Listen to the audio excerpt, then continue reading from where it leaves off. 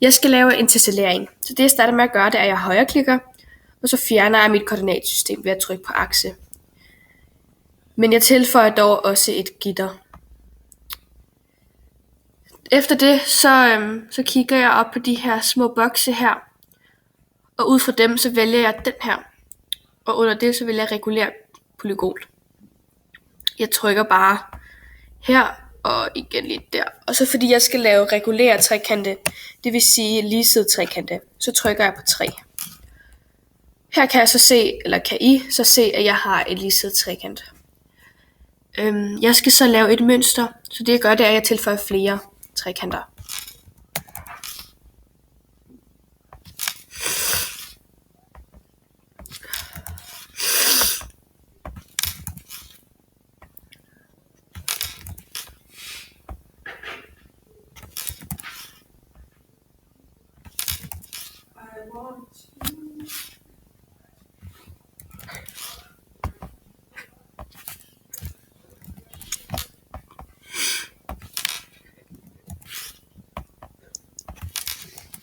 Her har jeg så en stjerne.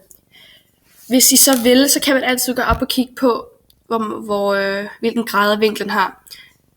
Det gør jeg ved at trykke på vinkel, og så ind i trekanten. Og så kan du så se, at vinklen har 60 grader i dem alle, fordi at det er en ligeside trekant. Men det gider jeg ikke have stående, så jeg trykker egentlig bare fortryd.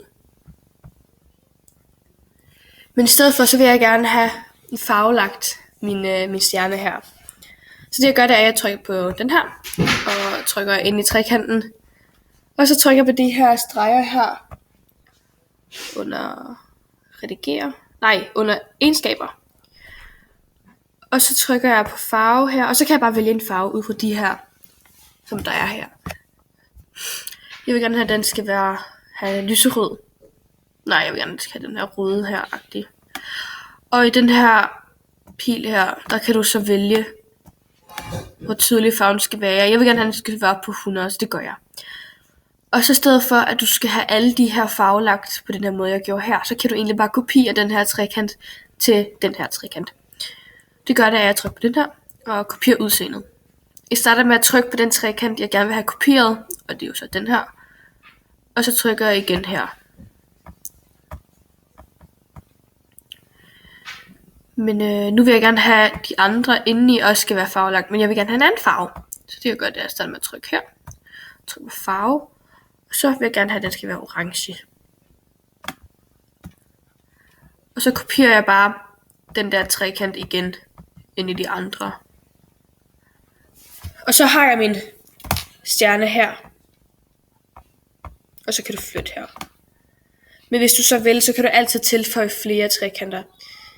Det vil nok være sjovest også, at lave lidt flere mønstre, og måske andre mønstre. Men ja.